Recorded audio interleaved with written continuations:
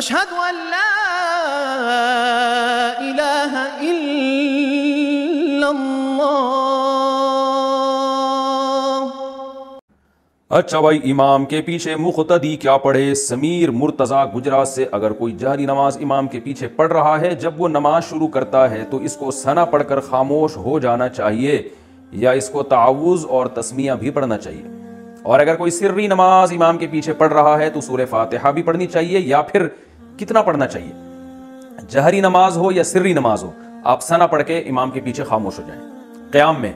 اس کی دلیل حدیث ہے، رسول اللہ صلی اللہ علیہ وسلم نے فرمایا، بحقی کی حدیث ہے، من کان لہ امام فقراءۃ الامام لہ قراءۃ، جس شخص کا کوئی امام ہو تو آپ نے فرمایا امام کی قراءت مقتدی کے لیے کافی ہے۔ اور ناصر الالبانی رحمہ اللہ نے اس حدیث کو صحیح قرار دیا ہے۔ اسی وجہ سے ناصر الالبانی جو تھے ان کا اپنا بھی مذہب یہی تھا کہ جہری نمازوں میں بہرحال امام کے پیچھے مکمل خاموشی ہوگی، البتہ وہ سری نمازوں میں کہتے تھے کہ امام کے پیچھے فاتحہ پڑھی جائے گی، اور اس کی دلیل وہ یہ دیتے تھے کہ وہی جو مشہور حدیث ہے بخاری مسلم کی کہ لا صلاۃ لمن لم یقرأ بفاتحۃ الکتاب، جو فاتحہ کتاب نہیں پڑھتا اس کی نماز نہیں ہوتی۔ اور ترمذی وغیرہ کی روایت ہے جس میں آتا ہے کہ صحابہ نے کہا کہ ہم پڑھتے ہیں، آپ نے فرمایا سوائے ام القرآن کے اور کچھ نہ پڑھو۔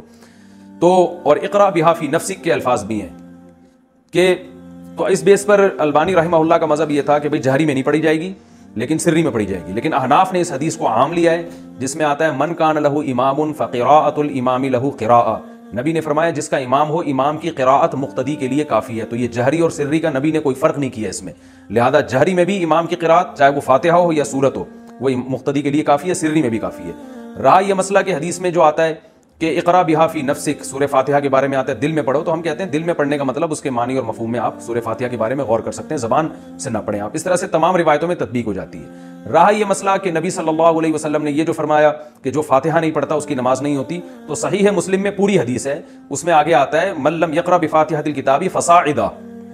سلیمان الاعمش ایک مشہور راوی ہیں، انہوں نے ان الفاظ کا اضافہ کیا ہے، اور امام مسلم نے اس حدیث کے بارے میں صاف کہا ہے ترید احفظ من سلیمان، کہ سلیمان الاعمش کا اضافہ یہ مقبول ہے۔ اس کے الفاظ ہیں جو سورہ فاتحہ نہیں پڑھتا اور آگے قرات نہیں کرتا اس کی نماز نہیں ہوتی۔ تو اس سے پتہ چلتا ہے فاتحہ کے بعد قرات بھی ضروری ہے، اور اس کا کوئی بھی قائل نہیں ہے امام کے پیچھے قرات بھی کی جائے۔ تو ہم کہتے ہیں جیسے وہاں آپ یعنی یہ اس حدیث کو امام کے ساتھ خاص کرتے ہیں یا انفرادی نماز کے ساتھ خاص کرتے ہیں جس میں آتا ہے کہ فاتحہ پلس تلاوت بھی کرنی ہے آپ نے، تو یہ امام کے بارے میں ہے کہ امام اگر فاتحہ کے ساتھ تلاوت نہیں کرے گا یا منفرد جو نماز پڑھ رہا ہے وہ فاتحہ کے ساتھ تلاوت نہیں کرے گا اس کی نہیں ہوگی۔ تو اس سے پتہ چلتا ہے وہ حدیثیں جن میں صرف فاتحہ کا ذکر ہے وہ بھی صرف امام یا منفرد کے بارے میں ہے، مقتدی کے بارے میں وہ حدیثیں نہیں ہیں۔ مقتدی کے بارے میں یہ صحیح حدیث ہمارے پاس موجود ہے، من کان لہ امام، جس کا کوئی امام ہے، فقراءۃ الامام لہ قراءۃ، تو امام کی قراءت اس مقتدی کے لیے کافی ہے۔ تو جہری سری دونوں کو شامل ہے، لہذا آپ سے صرف وہ پڑھیں، ثنا پڑھیں اور خاموش ہو جائیں۔ کئی دفعہ حرکت سے نماز ٹوٹ جائے گی، نماز میں کتنی دفعہ بلا عذر حرکت کرنے سے نماز ٹوٹ جاتی ہے؟ جیسے بالوں کو ہاتھ لگانا، کپڑوں کو سیدھا کرنا یا خارش کرنا وغیرہ وغیرہ۔ عامر محمد یوسف پنجگور بلوچستان سے۔ دیکھیں حرکت نماز کے منافی ہے، اور کوئی بھی کام نماز میں ایسا کیا جائے جو نماز کے منافی ہو تو نماز اس سے ٹوٹ جاتی ہے، جیسے نماز میں بات چیت کرنا، نماز میں کھانا پینا، نماز میں چلنا پھرنا، تو اس سے نماز ٹوٹ جائے گی۔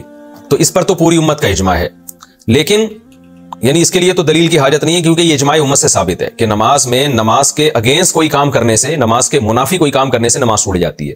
لیکن اب کتنی حرکت کرنے سے ٹوٹتی ہے اس کے بارے میں قرآن و سنت خاموش ہیں۔ تو جہاں قرآن و سنت خاموش ہوتا ہے، ظاہر ہے اتنی ایک دفعہ کیوں کرنے سے تو نہیں ہوگا نا کہ نماز فوراً ٹوٹ جائے، یہ تو ایک اس میں تو انسان معذور ہے، اتنے تو مجبوراً حرکت کرنی پڑتی ہے۔ تو اب اس میں کوئی قرآن و سنت میں کوئی واضح دلیل نہیں ہے کہ کتنی حرکت کرنے سے نماز ٹوٹے گی۔ تو جب واضح دلیل نہیں ہوتی تو حضرات فقہاء کرام پھر اجتہاد کرتے ہیں۔ تو عباس فقہا تو اس کے قائل ہیں کہ بغیر ضرورت کے اگر 3 دفعہ حرکت کر لی، بغیر ضرورت کے 3 دفعہ جلدی حرکت کر لی تو پھر نماز ٹوٹ جائے گی۔ بعض فقہا اس کے قائل ہیں، اور بعض فقہا اس کے قائل ہیں کہ اتنی حرکت کی کہ اگر کوئی دیکھنے والا آئے اور اس وقت اس کو دیکھتا تو اس کی حرکت کو دیکھ کے یہ لگتا کہ گویا یہ نماز پڑھ ہی نہیں رہا ہے، یہ ویسے ہی کھڑا ہوا ہے۔ تو اتنی زیادہ جب حرکت ہوگی تو نماز ٹوٹ جائے گی۔ تو اس میں جو نماز پڑھ رہا ہے اس کی رائے کا اعتبار ہوگا کہ اگر کوئی مجھے آ کے اس وقت دیکھتا میں اتنی حرکت کر رہا ہوں تو وہ یہ سمجھتا کہ یہ نماز پڑھ رہا ہے یا نہیں پڑھ رہا۔ اگر وہ یہ سمجھتا کہ شاید یہ نماز ہی نہیں پڑھ رہا جو اتنا ہل رہا ہے تو پھر نماز ٹوٹ جائے گی۔ تو یہ دونوں قول ملتے ہیں۔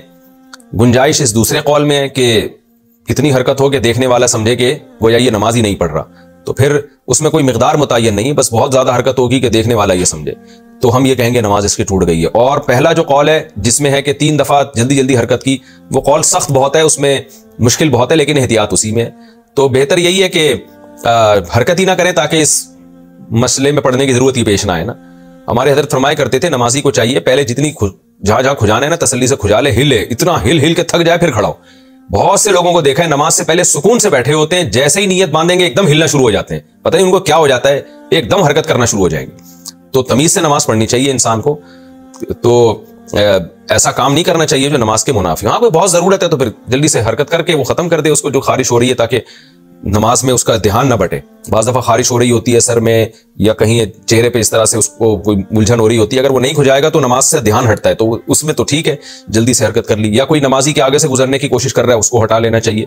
تو اس طرح کی حرکت جہاں ضروری ہو وہاں تو بالکل جائز ہے، لیکن جہاں ضروری نہیں ہے تو ایک دفعہ بھی حرکت نہ کرے. اور اگر 3 دفعہ حرکت کر لی ہے تو احتیاط اسی میں کہ نماز لوٹا لے، لیکن نہیں لوٹاتا تو بھی امید ہے کہ نماز انشاءاللہ ہو جائے گی، کیونکہ دوسرا قول بھی بہرحال موجود ہے.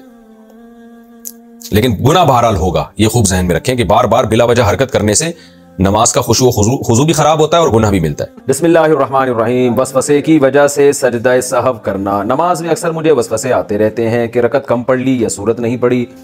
اس قسم کے وسوسے دور کرنے کے لیے آخر میں سجدہ سہو کر لیتا ہوں، کیا میرا یہ عمل صحیح ہے؟ شمس خان پشین سے. بھائی شمس خان 3 قسم کے آدمی ہوتے ہیں. ایک وہ جن سے کبھی کبھار نماز میں غلطی ہو، ان کو شک پڑ جائے کہ پتہ نہیں 3 رکعت پڑھی ہیں کہ 4 رکعت پڑھی ہیں، تو ایسے لوگوں کے لیے افضل یہ ہے کہ وہ دوبارہ پڑھ لیں. اور ایک وہ ہوتے ہیں جو یہ ہوتا رہتا ہے ان کو ساتھ بار بار، تو ان کے بارے میں حدیث میں آتا ہے کہ نبی صلی اللہ علیہ وسلم نے فرمایا کہ فَلْيَبْنِ عَلَى الْيَقِينِ، کہ یقین پر بنا کریں. یقین پر بنا کا مطلب یہ ہے کہ آپ کو شک ہو رہا ہے کہ 4 پڑھی ہیں کہ 3 پڑھی ہیں، تو آپ نے 3 ہی فرض کرنا ہے ان کو. لیکن پھر 3 پڑھنے کے بعد کیونکہ ہو سکتا ہے یہ چوتھی ہو، تو آپ نے قاعدہ بھی کرنا ہے. اتحیات پوری پڑھنے کے بعد پھر آپ کھڑے ہو جائیں، کیونکہ ہو سکتا ہے یہ چوتھی رکعت ہو. اب جب آپ کھڑے ہوئے ہیں تو 5ویں بھی ہو سکتی ہے، چوتھی بھی ہو سکتی ہے. اس کے بعد پھر آپ نے اتحیات پڑھنی ہے، سلام پھیر کے سجدہ سہو کرنا ہے. تو اگر یہ 5 رکعتیں ہوں گی تو سجدہ سہو سے اس کی تلافی ہو جائے گی. اور اگر یہ 4 رکعتیں ہوئی ہیں تو بھی سجدہ سہو اس لیے کہ آپ نے ایک اور قاعدہ اضافی کیا ہے. تو یہ نبی صلی اللہ علیہ وسلم کی حدیث ہے کہ فَلْيَبْنِ عَلَى الْيَقِينِ، جو یقینی چیز ہے اس پر انسان عمل کرے. 4 اور 3 میں شک ہوا تو اس کو 3 سمجھے، لیکن ہر رکعت کے بعد پھر قاعدہ کرے، کیونکہ اس بات کا امکان ہے کہ یہ چوتھی رکعت ہو آپ کی. تو پھر اگر قاعدہ نہیں کریں گے تو وہ فرض قاعدہ چھوٹ جائے گا آپ سے. اور اگر یہ آپ کو وسوسے ہوتے رہتے ہیں، یہ جو میں نے صورت بتائی نا کہ جس کے ساتھ یہ بار بار ہوتا رہتا ہے، تو اس کو بالکل دونوں طرف برابر یقین جا رہا ہو کہ پتہ نہیں 3 ہے کہ 4.